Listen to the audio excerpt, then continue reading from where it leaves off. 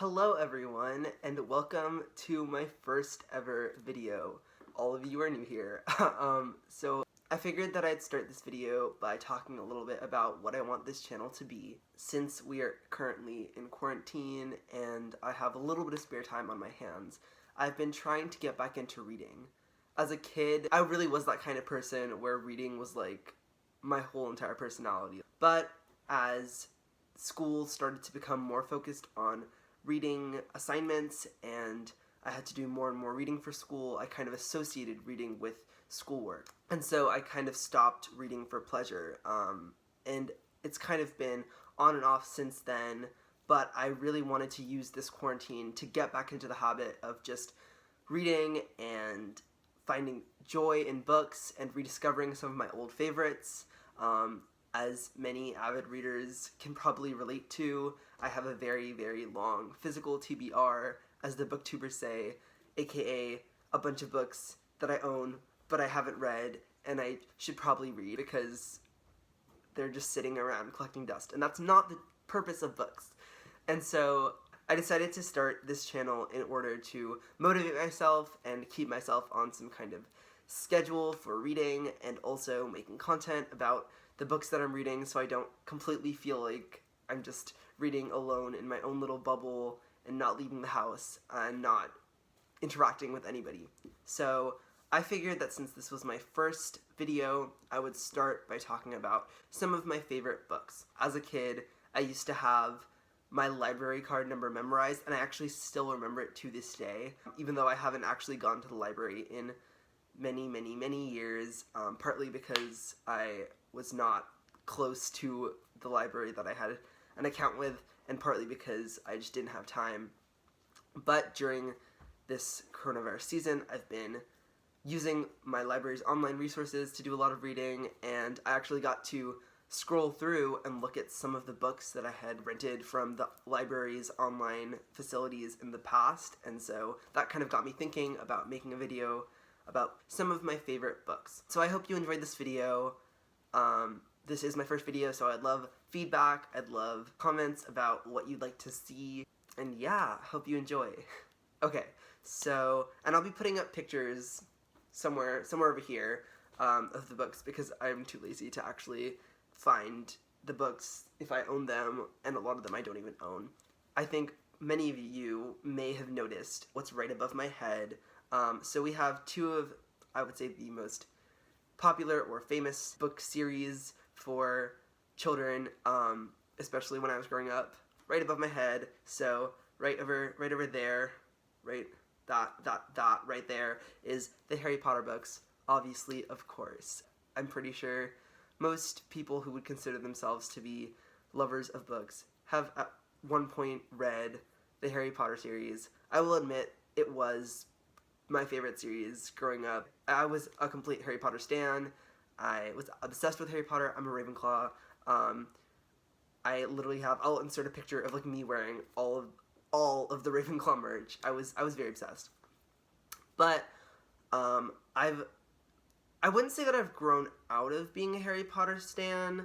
Actually, my college blanket comforter is the Marauders map, so I don't think I've grown out of it. But I will say that I have been hurt by recent actions and statements made by J.K. Rowling, and so I don't think I consider myself a stan anymore. I think that the world that she created is absolutely amazing, but I think, well, first of all, the cursed child, like, that, we already knew the downfall was coming. And then Dumbledore, and then her statements about trans people, and it kind of left a really bad taste in my mouth. I've kind of become a little bit disillusioned, you could say, from the magic of that world, which is a little bit unfortunate. On the other hand, I want to talk about the other, I guess you could call it a universe, that was very popular for kids my age, and that's right here, all the books that I have by Rick Riordan, so the Percy Jackson universe and associated series. I was actually less into Percy Jackson than the Kane Chronicles, which I think is maybe a little bit surprising, but I've always loved Egyptian mythology. In contrast to J.K. Rowling, I think that Rick Riordan has done an amazing job of being very inclusive compared to the Harry Potter universe where pretty much everyone is white. I think that he has done a really good job of including characters of lots of different identities. I haven't read every single book that he's put out, but I have read books in which he has had queer characters. You know, even before I came out, some of the only queer representation that I got was in Rick Riordan books. Nico was the OG, we absolutely stan. And then he has since had bisexual characters, gender fluid characters. I recently read The Trials of Apollo, the first book, The Hidden Oracle, and I was so happy now as an out, proud person to see bisexual rep in a kid's book. It makes me so absolutely happy.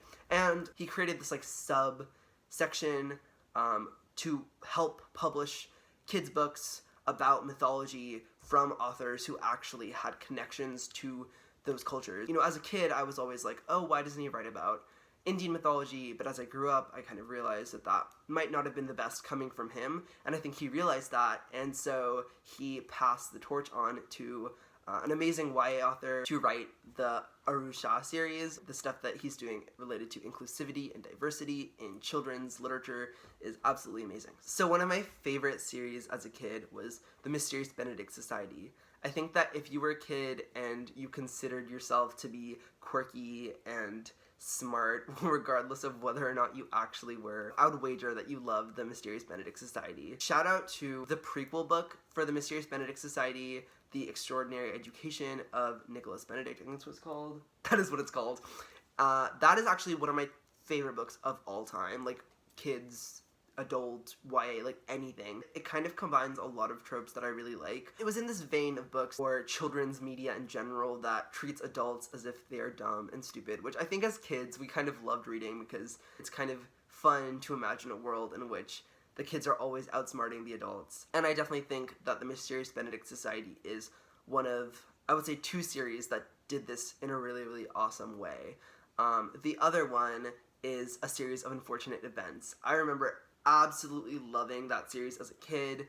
I think the plot, as far as children's books go, was actually really interesting, and I don't think there's been much like it since. Next up is the Peter and the Starcatcher series. So I'm someone who absolutely loves fairy tales and fairy tale retellings across any age range. Fairy tale retellings are pretty much like the top of the top for me. And I think that Peter and the Starcatchers is a really awesome example of a fairy tale retelling because it doesn't rely at all very heavily on the source material, and yet I think it does do a really good job of bringing you some of that magic of a story that you already know. I haven't read Peter and the Starcatchers in a very long time, so I'm not too sure if I remember the handling of the native population. So I would love to reread that just so I can see how they handle that portrayal. I think this is a problem with Peter Pan and every subsequent adaptation or retelling of Peter Pan because the source material is inherently very colonial in its viewpoint of native populations. You may have noticed that the lighting has changed. That is because it is a couple hours later, and I was just watching a movie with one of my close friends, and we actually decided to start a little book club type thing with just us, where we reread books that we used to love as kids, and our first book is going to be The Lightning Thief, and so I will have a review of that coming up, probably maybe even a vlog, and we're going to be going through the whole series and maybe a bunch of other Rick Riordan books, and so expect to see some content related to that on this channel. So as a kid, and even still now, I would say, I have always been obsessed with mermaids. I had my grandma actually like sew me a little mermaid tail that I could just like pretend to flop around in, and I think probably my favorite series about mermaids as a kid was the Emily Windsnap series. This series made me feel as though mermaids were real. I don't know about the literary quality of this series, but it was definitely one of my favorite fun reads. So moving into some of the YA young adult books that have been my favorites throughout the years, I would definitely say that the author that got me into YA and got me starting to read YA was definitely James Patterson. My first ever favorite YA book was probably Maximum Ride, The Angel Experiment. I think that it was actually really unique to kind of combine some more fantasy elements like kids having wings and being able to fly with more, dystopian kind of sci-fi elements. Some of his other series were also some of my favorites as a kid, such as Witch and Wizard. That was also another great example of combining fantasy with dystopian literature. Another really, really popular YA book that I'm sure a lot of people can relate to reading as a kid was John Green's The Fault in Our Stars. It had romance, it had teenagers, being in control of their own lives and their own destinies and making the most out of the circumstances they faced. It kind of started this whole branch of YA Sticklit, which to this day, I don't really know how I feel about that. I definitely read The Fault in Our Stars for the hype of it, and I definitely cried at the end. Some more basic, super basic YA books that I read were Divergent and The Hunger Games, both of which I actually never read any of the sequels for. I never really got into them the way that I got into Harry Potter or Percy Jackson. I think that when this dystopian trend was kind of starting, I wasn't as much looking for that kind of story. I was still into more fantasy. I liked Divergent. I think now, looking back, it is a little bit cliche. And then The Hunger Games. I think The Hunger Games was actually very unique and pretty revolutionary. It brought dystopia and dystopian YA into the spotlight. Another kind of basic YA book series that I definitely loved was the Selection series. I actually just did a reread of the Selection series this past week, and it still fulfills the same place in my life and in my imagination that it did back then, which is, it's definitely a guilty pleasure. It's like The Bachelor meets dystopia meets historical fiction about kings and queens and princesses. One of my favorite YA dystopian series was probably the Legend series by Marie Lu, which is actually really interesting because I don't remember it at all. So I read it probably in middle school, and I'm a freshman in college now. So that kind of makes sense that I don't remember it, but I still remember a lot of things from the Percy Jackson series, and when I tell you I remember nothing about Legend, I literally mean nothing. Like, I don't know who the main characters are. I don't know what the world is that it was set in. I literally remember nothing about it except for that I really loved it. Another dystopian book that I thought was actually really interesting was Delirium by Lauren Oliver. I think the idea behind it is really what drew me in, even if the execution wasn't perfect. A world in which love is forbidden, love is treated as an illness, something that alters your brain and changes the way you think about things, is actually really interesting. Okay, so now we're kind of shifting into the stuff that I was reading in high school. After coming out my freshman year of high school, I wanted to branch out and start reading about LGBTQ plus characters. Most of my favorite books and most of the books that I had read before then had centered around and pretty much only featured straight cisgender characters.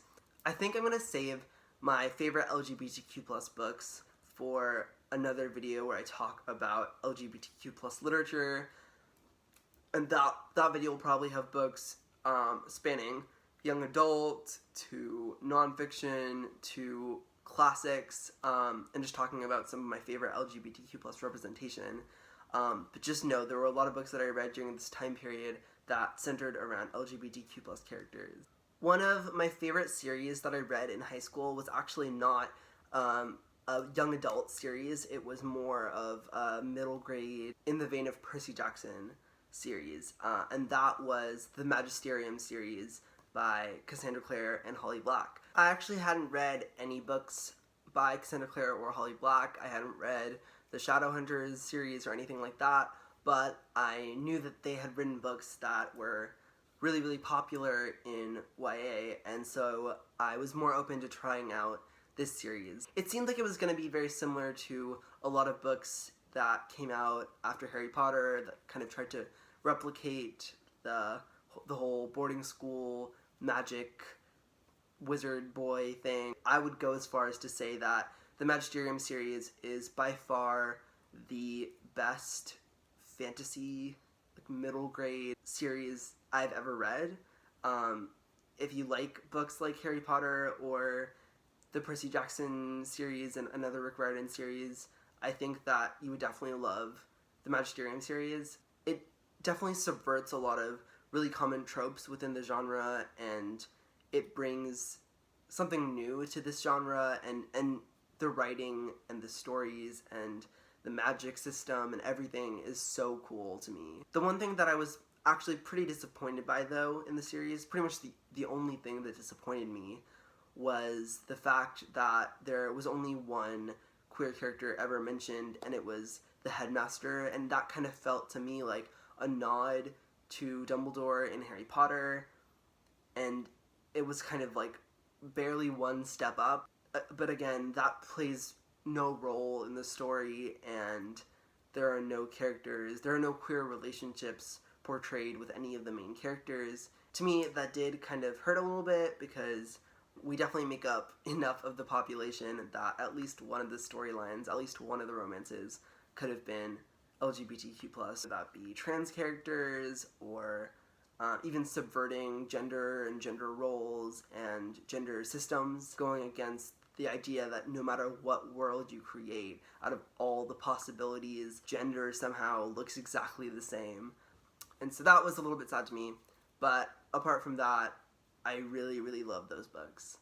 Two books that I read very near the end of high school that I absolutely, absolutely loved, two of my favorite books of all time, are Scythe by Neil Shusterman and Internment by Samir Ahmed. Scythe is such a cool dystopian story. The premise is just so cool. It's basically about a world in which people don't die by natural causes.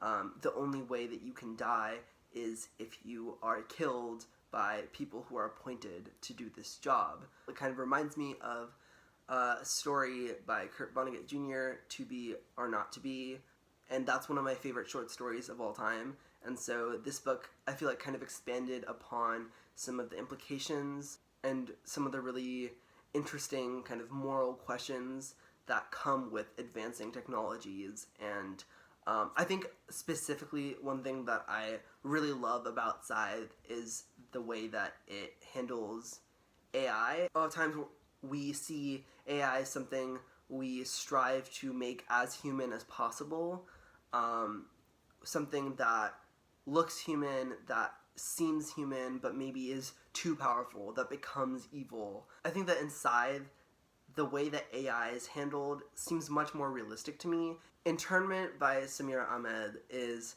one of my favorite hard-hitting YA books. It is basically about the concept of internment camps and enemies within America, and it draws on a lot of true historical accounts and experiences of Japanese internees and the internment camps during World War II, to imagine what a world would look like in which all Muslims are put into internment camps. And I think the scariest and most interesting part about it is that it's not that far off from reality. As someone who comes from Muslim heritage, reading this was really hard for me, but also really important, and I highly recommend this book. It's one of the few books that talk about South Asian protagonists. It's one of the few books that discuss being brown and Muslim in America. It doesn't hit you over the head with the message, I don't think, personally, but I also don't think it shies away from tackling a lot of the issues that are important. When you're talking about something that directly affects you, that you're really passionate about, that a lot of people don't know about, and you're trying to educate while simultaneously writing a good story. Balancing those two things can be very hard, but I highly recommend Internment. It definitely is one of my favorite books of all time. Now, as a college student, I have been trying to branch out and read things that are in different genres, whether that's adult fiction or adult nonfiction, more academic books, to biographies, autobiographies. And another thing that I discovered that I didn't really used to read before was audiobooks. And I think the combination of the two, audiobooks that are read by the person who wrote their own autobiography, I think to me it just feels like I'm sitting down and someone's telling me their life story. So I recently read two really amazing audiobooks that are autobiographies. The first one was Trevor Noah's Born a Crime, someone who grew up under apartheid, and just when apartheid was being lifted. I think that his story is super unique, but also gives a really good glimpse into how a system like that could have existed and how it was perpetuated. He tells it so well as a comedian. He does all the different voices. He just makes it very enjoyable to listen to. So I would highly recommend listening to Trevor Noah read Born a Crime on audiobook. The second one is actually one that I'm still currently reading, but I'm close to finishing it. It is Becoming by Michelle Obama. I didn't really know how amazing Michelle Obama was until I read this. I knew a little bit, but everything that she has done in her own right, you can really hear, all her years of experience and all of her passion and her dedication when she's reading Becoming. And so I definitely recommend reading those two audiobooks. So yeah, I hope you enjoyed this video. I plan to upload relatively frequently. Some content that I'd like to upload in the near future is my favorite LGBTQ+ books, as well as seeing my Percy Jackson reread with my friend, and reading some books on my physical TBR that I really need to get to. I know that it's really hard right now. A lot of you may be in really difficult positions, but I hope that you are able to find things to do to take your mind off of everything that's going on, whether that's books, whether that's watching YouTube videos, whether that's creating content. I love all of you. See you next time. Bye.